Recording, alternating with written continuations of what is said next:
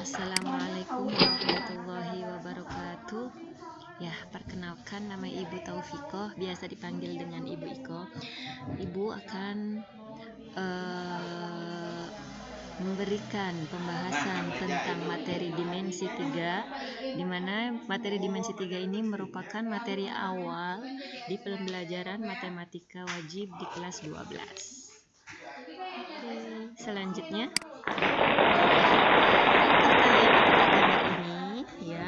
tentunya kalian tahu ya, gambar ini adalah gambar piramida. Oke. Ya, piramida ini dibangun oleh Raja Dinasti 4 di Mesir pada tahun 2560 sebelum Masehi. Wow, sudah lama banget ya. Nah, pada zaman dahulu, piramida digunakan sebagai tempat pemakaman raja-raja bersama permaisurinya dan sekaligus sebagai tempat ibadah atau pemujaan. Nah, peradaban pada masa lalu inilah yang mengangkat Mesir ke pentas dunia. Dari sudut pandang geometri, bangun ruang piramida tersusun dari 4 bidang sisi berbentuk segitiga dan bidang dasar yang berbentuk persegi. Nah, tinggi piramida ini sekitar 148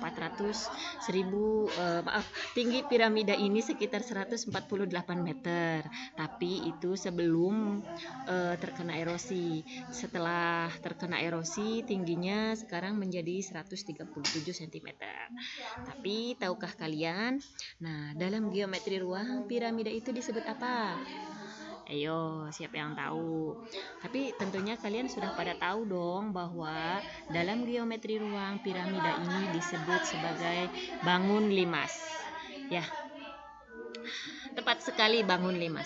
Para arsitek mendesain piramida pada saat itu dengan menggunakan konsep bangun ruang seperti kedudukan titik, kemudian kedudukan garis, dan kedudukan bidang. Lalu ada lagi konsep bangun ruang berikutnya, yaitu jarak titik ke garis dan jarak titik ke bidang. Dan yang terakhir yaitu besar sudut antar garis dan bidang dan antara bidang dengan bidang. Dan seperti itulah hal-hal yang akan kita pelajari di bab dimensi 3 ini. Oke, lalu untuk apa sih pembelajaran dimensi 3 ini? Manfaatnya untuk kehidupan sehari-hari banyak banget ya. Nah, dengan ilmu dimensi 3 ini, para ahli astronomi dapat memberikan tafsiran mengenai ruang angkasa dan dapat menghitung jarak serta kedudukan benda di ruang angkasa. Menarik bukan? Nah, dengan dimensi 3, Anda juga dapat mengetahui jarak dari suatu titik ke titik lain dan tentunya bisa mengetahui luas permukaan dan volume dari suatu bangun ruang dengan sangat akurat. Pastinya sangat menarik sekali mempelajari bab dimensi.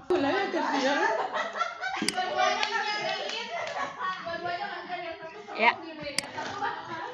Oke. Hal yang pertama yang harus kalian ketahui di bidang dimensi 3 adalah mengenai titik. Titik adalah sesuatu yang memiliki kedudukan tapi tidak mempunyai ukuran. Nah, kalian juga pasti tahu dong, titik sama juga dengan pelajaran bahasa Indonesia. Tapi kalau di bahasa Indonesia itu, titik dimaksudkan untuk mengakhiri sebuah kalimat. Kalau dalam matematika, titik adalah sesuatu yang memiliki kedudukan tetapi tidak mempunyai ukuran. Nah, seperti ini ya. Nah, dalam matematika, titik diberi nama dengan menggunakan huruf kapital seperti titik C, titik B, titik D, dan titik A.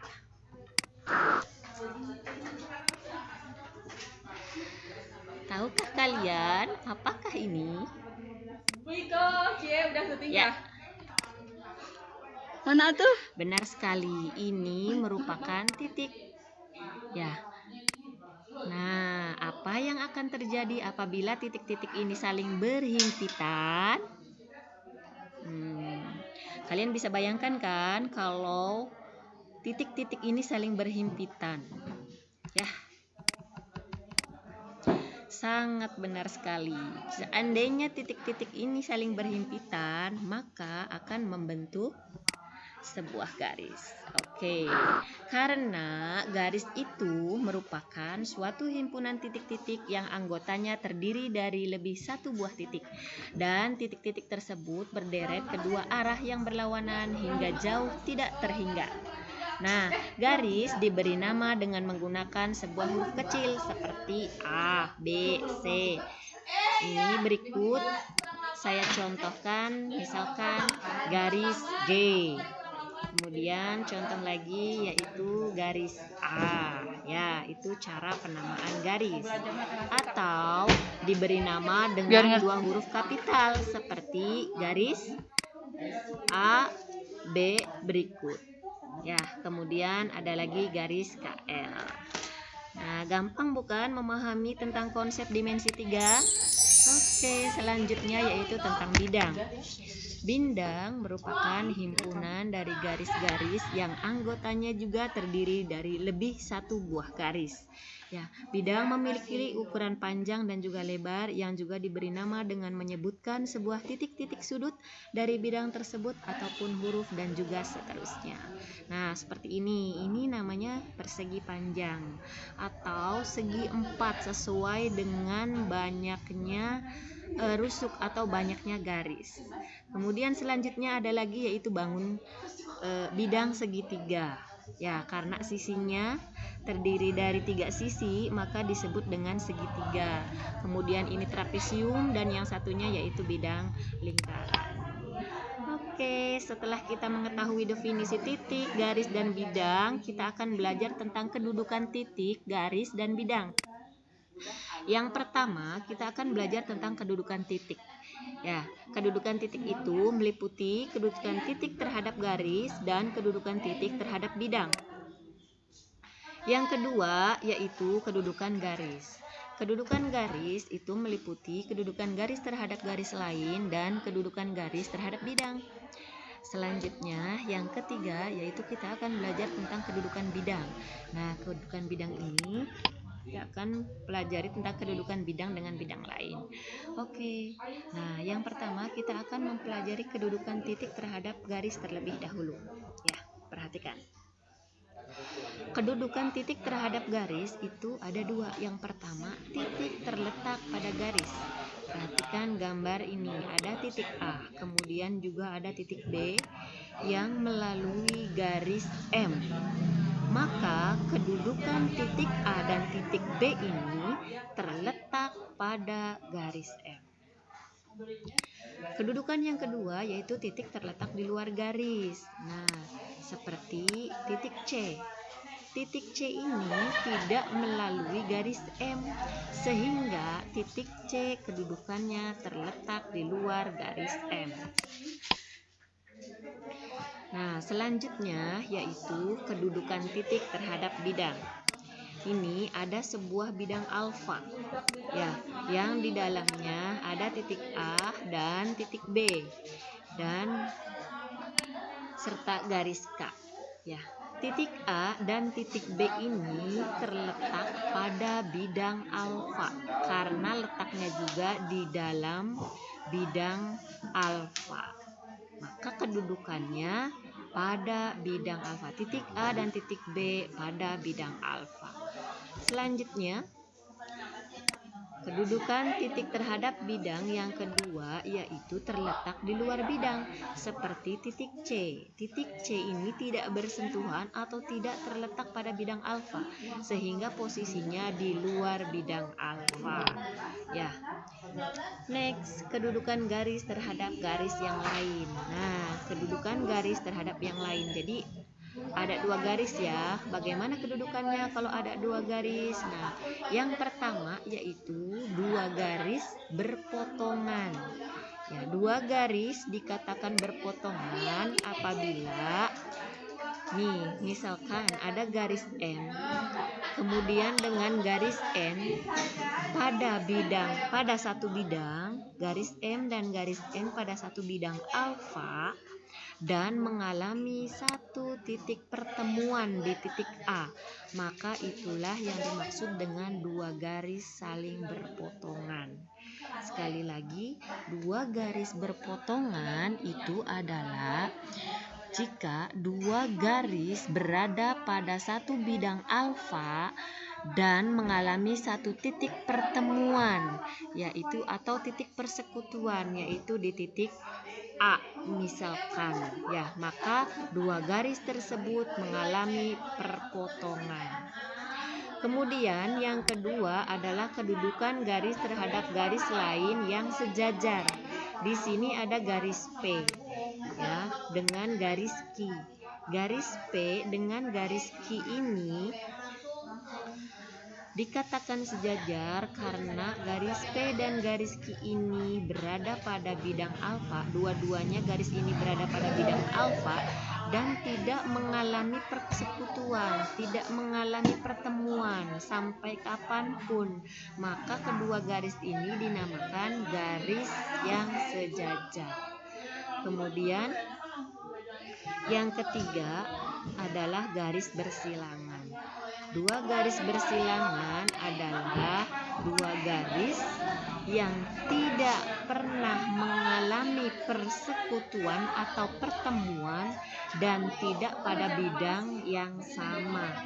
Nah, di sini ada garis R pada bidang alfa dan garis S yang menembus bidang alfa, sehingga garis S ini tidak akan bertemu dengan garis R dan bidangnya pun garis R berada pada bidang alfa sedangkan garis S menembus bidang alfa sehingga tidak berada pada bidang alfa. Ini artinya adalah dua garis yang saling bersilangan. Oke, selanjutnya yaitu tentang kedudukan garis terhadap bidang. Yang pertama, garis terletak pada bidang. Ya, ini ada garis M dan ada garis N yang berada pada bidang alfa. Ya, ini namanya bidang alfa. Nah, sudah jelas terletak pada bidang alfa. Garis M, garis N, kedudukannya terdapat pada bidang alfa. Kemudian selanjutnya garis yang sejajar pada bidang. Di sini kita lihat ada garis P dan ada garis Q. Garis P berada pada bidang alfa, sedangkan garis Q di luar bidang alfa.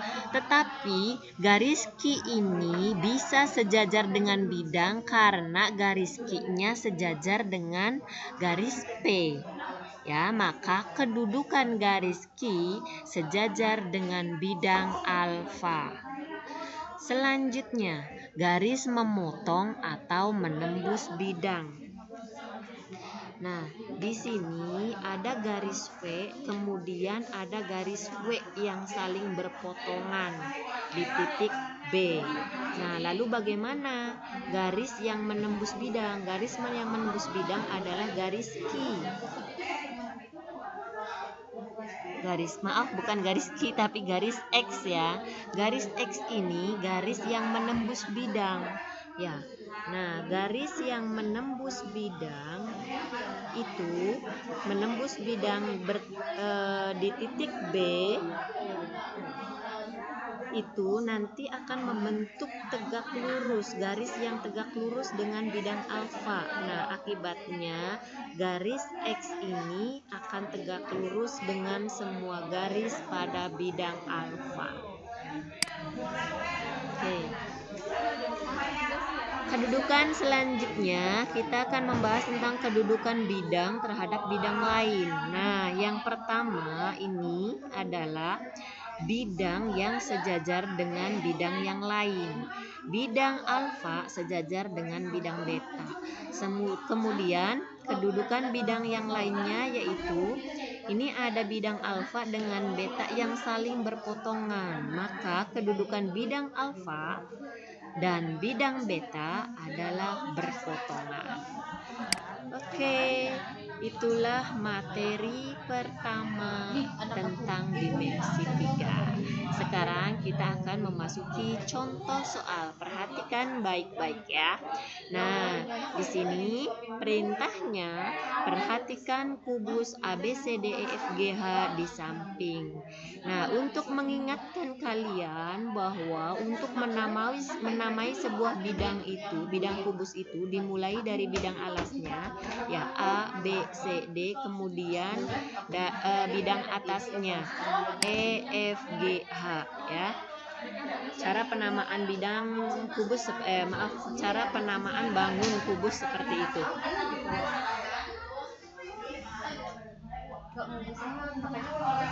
Ya, di sini diketahui titik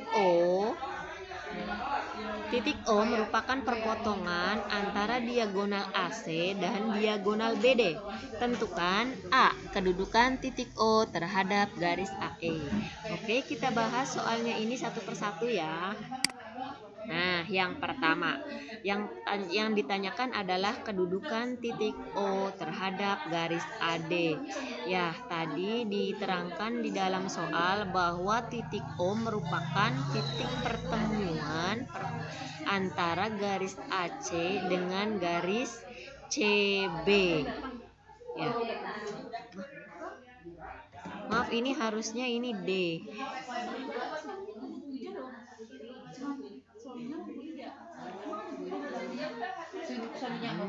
Ada kesalahan nih, maaf ya. Ini seharusnya yang C yang nah ini harusnya D, ini E, F, G, H ya. Nah karena untuk mengeditnya nanti lama lagi, jadi kita bayangkan aja ini D, ini E, F, G, H ya. Nah jadi titik O itu merupakan perpotongan antara garis AC dengan garis BD. Nah, sehingga titik O ada di sini. Kemudian pertanyaannya, kedudukan titik O terhadap garis AD. Nah, garis AD ada di sini, sedangkan titik O-nya di sini. Nah, titik O tidak bersinggungan sama sekali dengan garis AD. Nah, dari sini titik O tidak melalui garis AD, sehingga titik O terletak di luar garis AD kedudukannya di luar garis AD. Kemudian untuk pertanyaan yang kedua, kedudukan titik O terhadap garis AC. Ya, nih titik O itu dia posisinya berada pada garis AC atau melalui garis AC. Berarti titik O terletak pada garis AC. Selanjutnya, pertanyaan yang ketiga yaitu kedudukan titik B terhadap bidang ACGE. Nah, bidang ACGE. Nah, titik B ada di sini, kemudian bidang ACGE ada di sini. Nah, titik B ini tidak melalui atau tidak berada pada bidang ACGE, sehingga kedudukannya titik B terletak di luar bidang ACGE. Oke, next. Untuk pertanyaan keempat, sebutkan garis yang sejajar dengan garis HD. Nah, mana yo? Garis yang sejajar dengan HD yang mana? Oke, yang sejajar dengan garis HD adalah garis EA atau garis AE. Kemudian yang sejajar lagi adalah garis FB atau garis BF. Dan satu lagi adalah garis GC atau CG. Selanjutnya, pertanyaan yang kelima. Sebutkan rusuk yang memotong rusuk EF. Ingat lagi ya, ini garis EF yang memotong rusuk EF. Ingat bahwa kedudukan garis dengan garis lain yang berpotongan adalah jika kedua garis tersebut terdapat pada satu bidang dan mengalami perpotongan atau mengalami persekutuan di satu titik. Ya, ini ada garis EF. Nah, mana sih yang mengalami persekutuan di sini? Nah, diantaranya yaitu adalah garis GF atau garis FG. Perpotongannya di mana? Perpotongannya di F. Jadi, garis EF berpotongan dengan garis FG atau GF. Itu yang pertama. Nah, kemudian yang kedua yaitu garis HE atau EH. Yang titik potongnya berada di E. Ya, sama-sama berada pada bidang atas ya, ini pada bidang atas. dan mengalami perpotongan di satu titik, yaitu di titik E. Kemudian selanjutnya yang mengalami perpotongan dengan garis EF adalah garis AE atau EA. Ya, ini ada pada bidang depan. Ya, ada dua-duanya ada pada bidang depan dan mengalami perpotongan di satu titik, yaitu di titik E. Nah, selanjutnya yaitu adalah garis FB atau BF. Ya, sama-sama berada di garis depan, kemudian mengalami satu titik pertemuan, yaitu di titik F. Jadi ada 4 garis yang memotong rusuk EF, yaitu EH atau HE, kemudian FG atau GF, EA atau AE, dan garis FB atau BF. Next, soal selanjutnya yaitu sebutkan bidang yang memotong bidang ABCD. Nah, ini bidang ABCD. Bidang apa saja yang memotong bidang ABCD? Ingat bahwa sebuah kedudukan bidang yang berpotongan dengan bidang lain, dia mengalami satu persekutuan pada garis. Nah, contohnya yang mana? Nih, bidang ABFE mengalami perpotongan dengan bidang ABCD di garis AB. Ya, perpotongannya ada di garis AB. Kemudian selanjutnya yaitu bidang BCGF. Bidang BCGF mengalami perpotongan dengan bidang ABCD di mana titik pertemuan bukan titik ya, ini mah garis, di mana garis pertemuannya ada di garis BC. Selanjutnya yaitu bidang yang memotong bidang ABCD adalah bidang CDGH. Ya, CDGH ini mengalami perpotongan dengan bidang ABCD melalui garis CD. Dan yang terakhir yaitu bidang ADHE. Bidang ADHE berpotongan dengan bidang ABCD melalui garis AD. Oke, terima kasih anak-anakku. Itulah materi pertemuan pertama kita. Mudah-mudahan kalian bisa memahaminya. Jika kalian masih ada hal-hal yang ingin ditanyakan, mangga bisa kalian tanyakan melalui WA group. Nah, jangan lupa untuk mengukur pemahaman kalian tentang materi ini, kalian jawab kuisnya ya. Oke, ibu akhiri. Assalamualaikum warahmatullahi wabarakatuh.